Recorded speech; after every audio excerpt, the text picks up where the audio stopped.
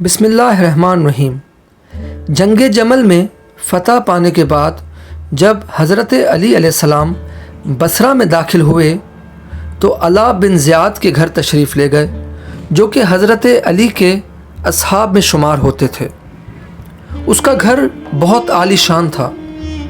امام علی نے پہلے تو بصورت اعتراض علاء بن زیاد سے فرمایا، تم اتنے بڑے گھر کا کیا کرو گے؟ تم اس سے چھوٹے گھر میں بھی گزارا کر سکتے ہو، تمہیں آخرت میں بڑے گھر کی ضرورت ہے۔ ہاں، تم اسی بڑے گھر کو آخرت میں ایک زیادہ بڑے گھر کا وسیلہ قرار دے سکتے ہو، بشرط کہ تم اس گھر میں مہمانوں کو بلاؤ اور اسے خدمت خلق کا وسیلہ قرار دو۔ بعد میں علاء بن زیاد نے عرض کیا، یا امیر المومنین، آپ کی خدمت میں اپنے بھائی عاصم بن زیاد کی شکایت کرنا چاہتا ہوں۔ حضرت علی نے پوچھا کہ کیا بات ہے؟ وہ شخص کہنے لگا کہ میرا بھائی زاہد، راہب اور گوشہ نشین ہو گیا ہے، اچھا کھانا کھانے پر تیار نہیں ہوتا، غیر مرغوب غذا کھانے اور سخت کھردرے کپڑے پہننے پر اصرار کرتا ہے، دنیا کی لذتوں سے کنارہ کش ہو گیا ہے۔ امام علی نے فرمایا کہ تم اپنے بھائی کو میرے پاس بلاؤ۔ تو پھر عاصم بن زیاد کو امام علی کے پاس لایا۔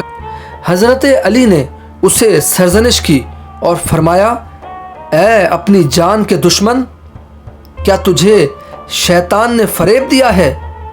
کیا شیطان تجھ پر سوار ہو گیا ہے؟ تو نے خدا کی نعمتوں کو کیوں ترک کر دی؟ تم اس سے کہیں چھوٹے ہو کہ خدا تم سے باز پرس کرے کہ تم نے میری نعمتوں کو کیوں استعمال کیا ہے۔ خدا نے اپنی نعمتیں لوگوں کے لیے استفادے کے لیے پیدا کی۔ اس شخص کے پاس حضرت علی کے ارشادات کا بڑا واضح جواب تھا۔ وہ شخص عرض کرنے لگا، آپ مجھ سے جو یہ فرما رہے ہیں، آپ خود بھی تو میری طرح ہی زندگی بسر کر رہے ہیں۔ میرا لباس آپ کے لباس سے زیادہ کھردرا نہیں ہے، میری خوراک آپ کی خوراک سے گھٹیا نہیں ہے، میں تو آپ ہی کی طرح زندگی بسر کر رہا ہوں۔ حضرت امیر المومنین فرمانے لگے، تمہیں غلط فہمی ہوئی، میں لوگوں کا پیشوا ہوں اور تم میری پیروی کرنے والوں میں سے ایک ہو۔ پیشواؤں اور اماموں اور امت کے حاکموں کی ذمہ داری مختلف۔